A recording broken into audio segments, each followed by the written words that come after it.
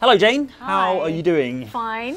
I have been playing Company of Heroes 3. I know. And I thought I'd tell you the 7 things you need to know about Company of Heroes 3 Console Edition, which is out right now. In this video brought to you by outsidexbox and sponsor Company of Heroes 3.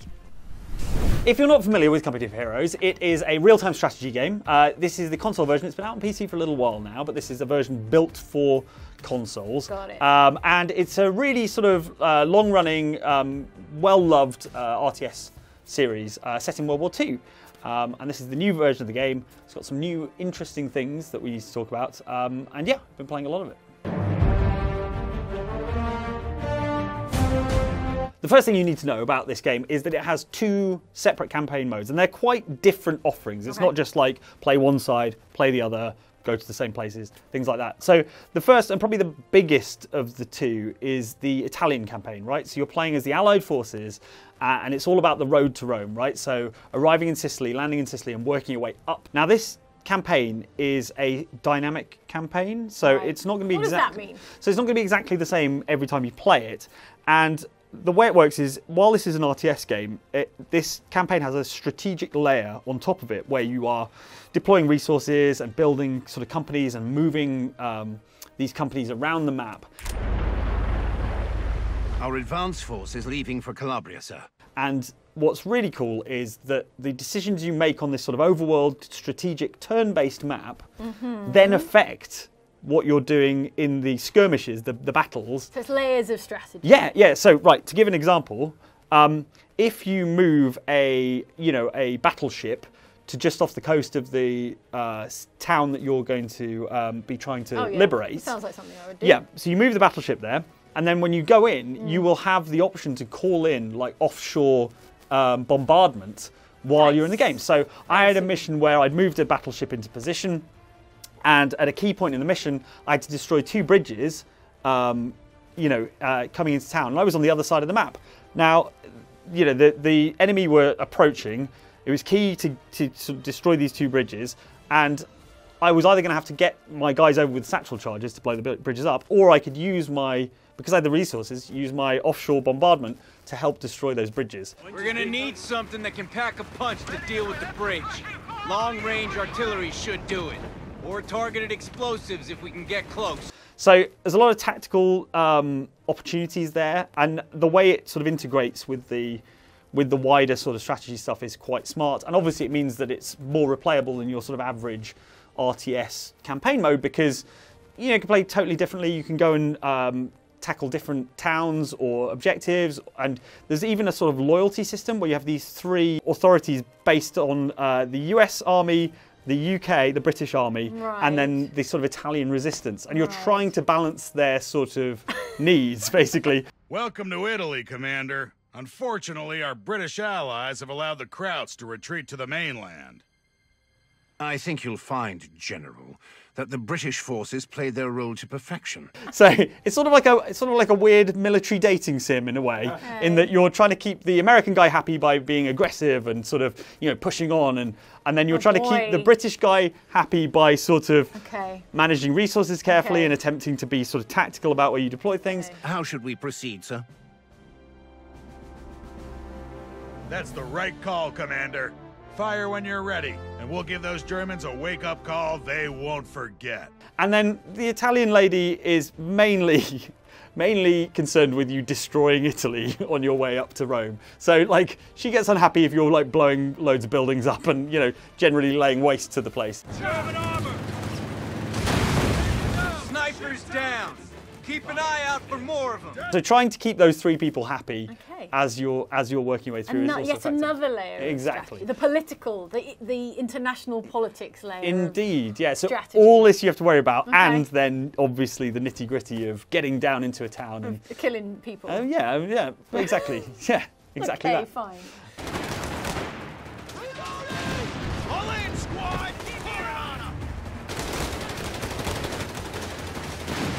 And then there's a second campaign, which is sort of more conventionally structured, in that it's a linear, shorter sort of strategy campaign. And that one takes place in North Africa, where you're playing as the Axis forces, obviously the villains of the piece and of history. This is enemy territory! Contact! Fire! We hit them! But that campaign is given context because it's interspersed with cutscenes about a displaced Jewish family from Benghazi. So you get a taste of the sort of human cost of this conflict and the persecution therein as well. But what I really like about the Italian campaign from a very personal perspective is that my granddad actually fought at the Battle of Monte Cassino in Italy, which is one of the battles that is reproduced in the Italian dynamic campaign. So like from a very personal perspective, it's very interesting and somewhat educational to sort of have a look at how that that movement up Italy and you know those sort of key battles unfolded or might have unfolded were I at all in charge, which is a very good job I wasn't, essentially. Okay.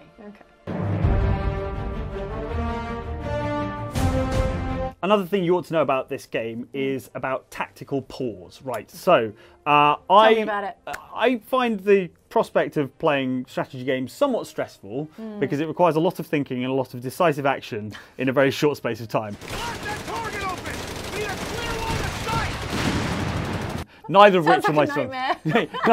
Neither of which are my strong point, which is why I'm very thankful for the tactical pause option. Right. So what this is essentially at any point during an RTS battle, you can click in the left stick, and it just pauses the entire thing. Okay.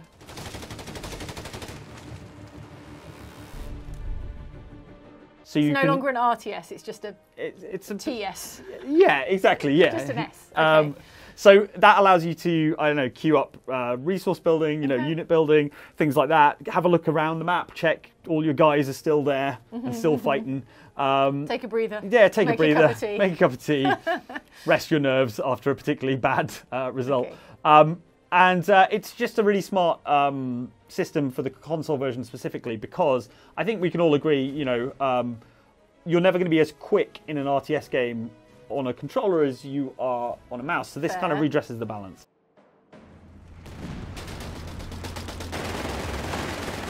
And what I really like about it is it's not just about pausing the action, but it will actually reveal like the routes and orders you've already made. So if you've sent a tank over to a certain part of the map, when you use tactical pause, it will show you the route that tank is taking and its eventual waypoint. So it allows you to get a really good overview of what's happening.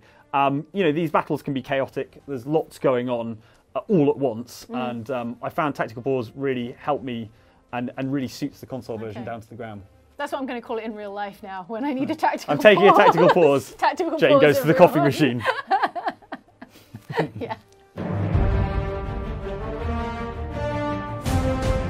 One of the really distinctive things about the Company of Heroes series, I think in general, and this game as well, is that you can really sort of zoom in and see the detail on what's going on. So it's sort of very lavishly detailed in terms of the both the terrain, the cities, and the troops. And the game never really lets you pull too far back, actually. So it's weirdly sort of a very like intimate kind of boots on the groundy sort of feeling. Even though it's a strategy game. So this isn't one of those ones where you're zoomed out sort of in a blimp looking at tiny... God's eye view up here. Exactly. Okay. And what's really cool is that means you can even identify the units by type. So one of my favourite unit types is the Gurkhas, and they have that very distinctive sort of hat with the little logo on, and so you can identify them from their sort of unit types. We have found the enemy, brother!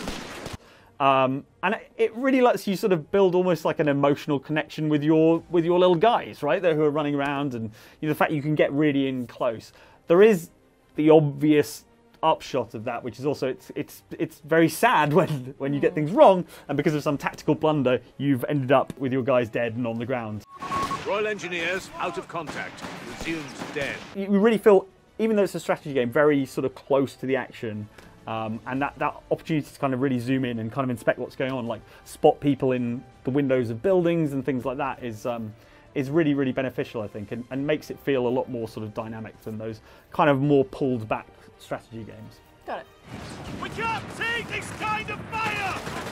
The other thing that builds a bit of a relationship with your troops and individual squads is particularly for the British, is they've all been given like different sort of regional accents. So there'll be like Welsh people or Scots, or you know, and they'll all have their own voices and stuff. So it really feels like when they're responding to orders, they're like a group of, you know, you have your sort of the squad leader of that particular group. It feels like a personality. leave your boots outside the trench It's next time. designed to hurt, you dolt. You get a bit of a connection with your guys, which because a lot of it's about sort of smaller scale combat, it really feels like you're very connected to everything that's going on.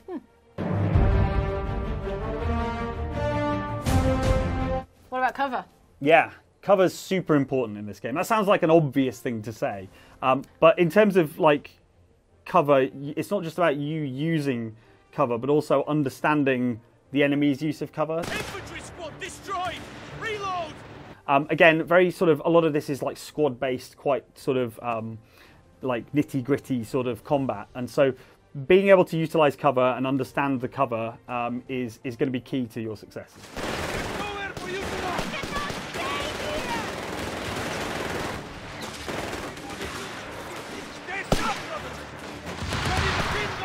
As a result, I think one of the best strategies for this game is like flanking people. So if you can kind of attract the attention of a group of enemies behind some sandbags or something, but then send another squad round the side, that's really, really effective.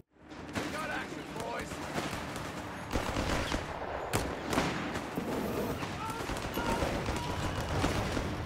I mean, these are sort of, there's a lot of urban combat in this game. There's a lot of sort of really tight, like these Italian towns and things like that. So trying to work your way through these little alleyways and stuff and find routes around to give yourself a tactical advantage. And even depending on your what your sort of battle groups are available. So these are like resources that you can drop in almost instantly.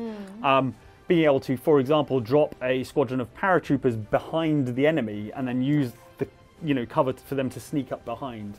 And obviously it gives you bonuses and things like that. Infantry reporting in. So yeah, this is a game fundamentally about sort of manoeuvring and outmanoeuvring people, and things like high ground as well make a big difference. If you can kind of claim the high ground and get sort of Overwatch, that's really, really useful. One thing that's quite cool is you can actually send your troops into occupied buildings, and if you send some scouts into, say, a building that overlooks a town square that you currently don't have visibility on, once they're up there in the building and in the top floors, suddenly that clears the sort of fog of war and you get a view of the entire sort of area.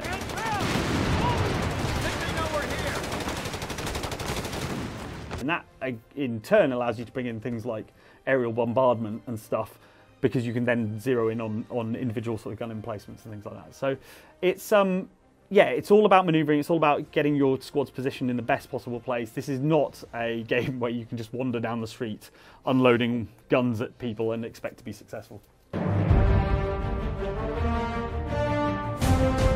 Now, tell me about destruction. I hear Yes. there is some. Not all cover is permanent, What? as you might have guessed. Oh, man.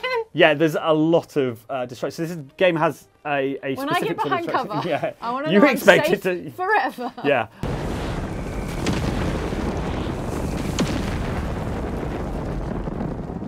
I mentioned going into buildings and stuff. So you will find enemies holed up in buildings, and one of your options is to blow that building up, and you will take out an entire swathe of enemies at the same time. Keep your asses down!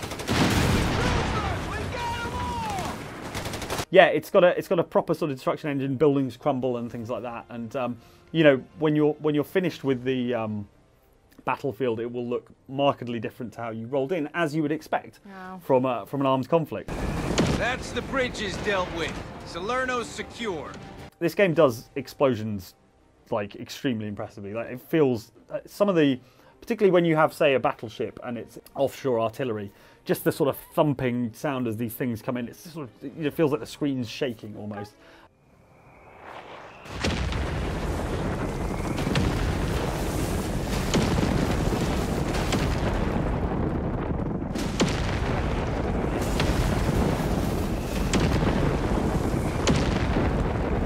And yeah, it will totally transform the terrain that you have to deal with. Depending on what gets hit and whether you're in a building, you have a squad in the building at the time when the building collapses and things like that. So it's very, very dynamic, and it does mean that you can't always trust the cover that you have, because if a player is assaulting that building, you may be in serious trouble.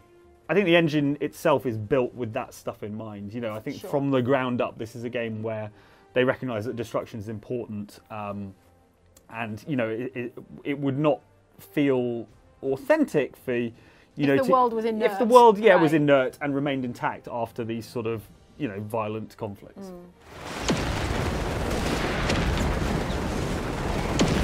If we can take that howitzer, we'll get a huge offensive advantage. Krauts wouldn't like that, so let's give it a go. I should add, and this feels like a disclaimer, but you don't have to blow up every single building.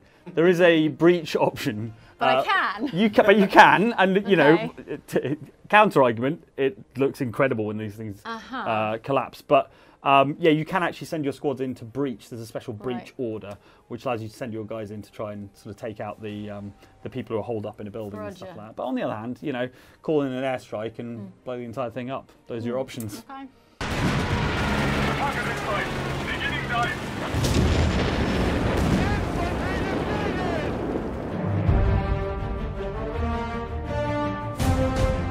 In addition to the two campaigns, which take place at sort of key points in the war, so like historical points, there is a skirmish mode which sort of opens out the sort of full sandbox, as it were, in terms of all the sort of units that will be available. So with the skirmish mode, you have the entire thing. But where are the maps?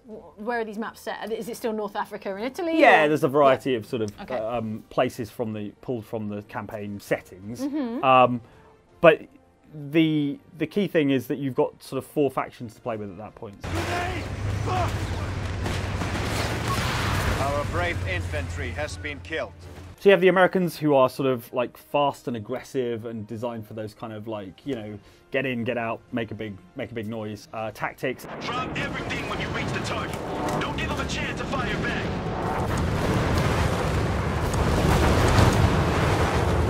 And then you have the British, who are kind of a more sort of bog standard series of units, but they have the Gurkhas, which I mentioned earlier, and are absolutely my favourite unit type, because they've got this incredible grenade barrage sort of ability, where all of them at once pull a grenade and send them in, and you end up with this sort of almost like a cluster bomb effect, which is just amazing for clearing out like gun emplacements and things like that. So they're brilliant, absolutely brilliant. So they have some choice sort of special units.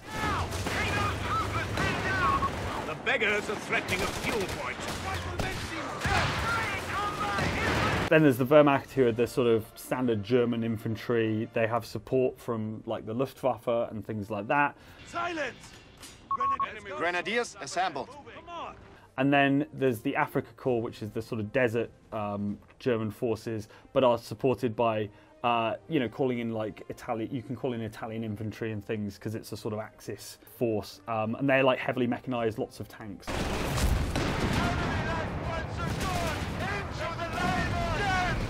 So each of the factions has its own flavour, and I suspect as people play more of the game and get more comfortable in multiplayer, they'll find a sort of faction that suits their play style.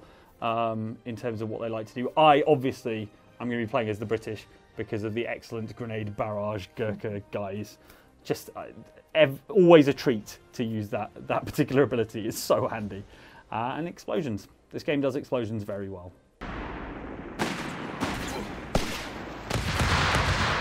Enemy infantry died bravely!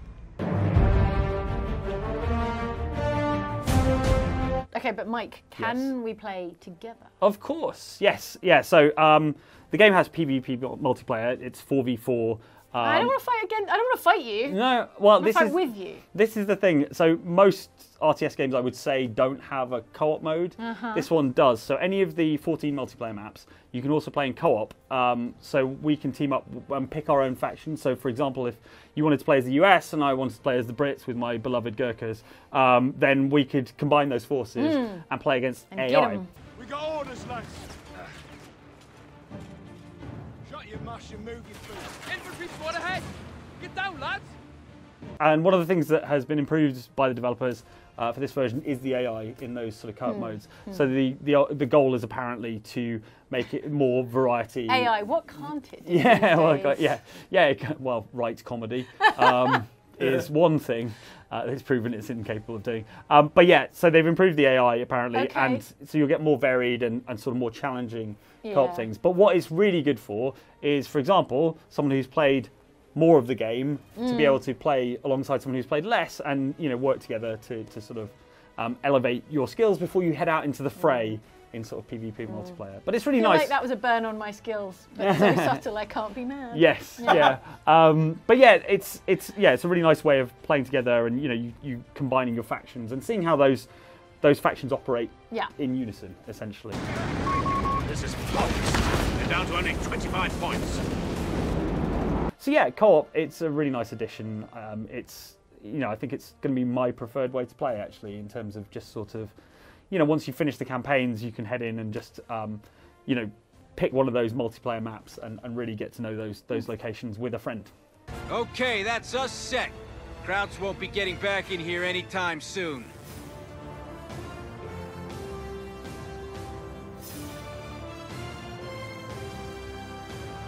There you have it, Jane. Those are the 7 things I thought you needed to know about Company of Heroes 3 on the console. And now I know them. Yeah, those exactly. 7 things. Yeah, the console edition is out right now, so do check out the link below to find out more about the game. Okay. But yeah, I'm you know me, like strategy games aren't usually my thing. I don't tend to have the patience for it. But let me tell you about these Gurkhas. So settle in, because they are the greatest guys. All right, Gurkhas, let's go. Mike doesn't like time, and he doesn't like strategy or reality. So an RTS. So the fact that this game has won me not over usually is it's not his thing.